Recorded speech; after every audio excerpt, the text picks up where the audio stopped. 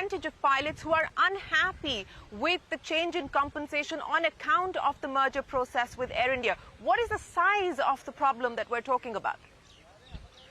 So we have about 1,000 pilots. It's just slightly higher than what you said. From what we see and what we've kind of looked at, we believe that majority of the pilots, as long as they fly the same number of hours as they're flying now, will be better off in the new contract. Having said that, I know that it's not about averages. It's not about medians. We have to talk about each and every pilot, and each and every staff matters. And therefore, we know that there are certain sets of pilots who perhaps have some apprehension and some concerns, and we are aware of this.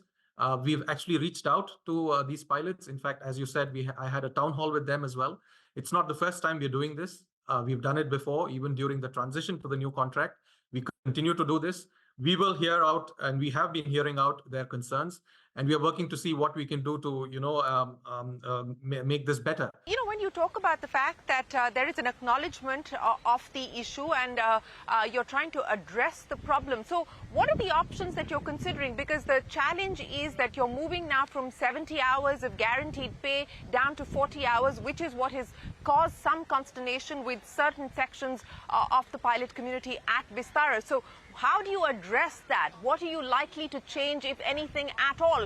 Because there have been, letters by the HR department at Vistara that have gone public, where essentially you're telling pilots that, look, either you accept these contracts or there's no recourse for you. Is that the way forward?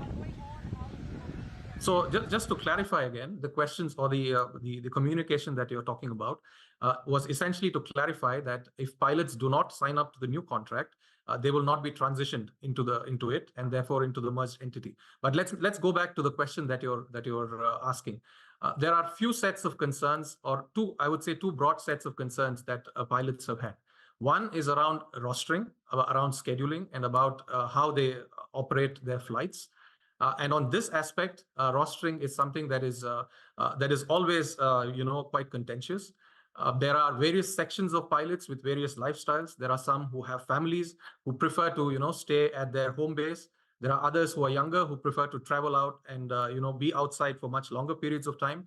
And of course, we can't have different systems for each set of pilot.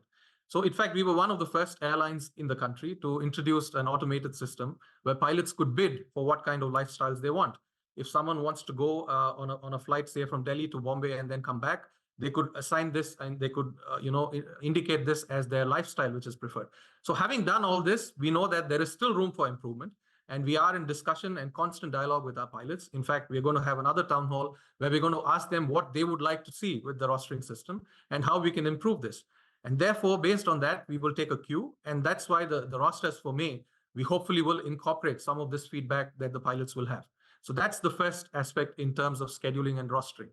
Around the second aspect, which is around the contract, the new contract, based on the average amount of hours that we fly today, which is around the numbers that we're talking about, which is 70 to 75 hours, we believe that the majority of the pilots should be better off. But yes, there would be circumstances or situations where perhaps certain groups of pilots may have some apprehensions around this. And for these pilots, we'll have to see what we can do in order to make this transition slightly easier for them. So that's something we're open to, and that's something that we're discussing with the pilots as well. Vinod, I want to understand from you, you have 1,000 pilots at this point in time. You've got about 70 aircraft in your fleet. Is there a need to look at bringing more pilots on board? Is that an option that you're considering? I mean, you have got some relief from the government with the DGCA deferring the fatigue norms, and that has been deferred for now, which is something that all airlines were seeking from the government, that relaxation. But given where you find your situation at this point in time, do you believe that you will need to hire more? And will you? We do, we need to, and we will. So it's an ongoing process. We are looking to hire more pilots. We are also looking to train more pilots who are there in the system. And at the same time, while this might take a little bit of time, that's precisely the reason why we've had to have this situation of scaling back just a little bit, like I spoke at the head of the show, by 5 to 7%, so that we can create that buffer, not just for operational resilience, but also to perhaps provide a slightly better kind of roster for the existing pilots.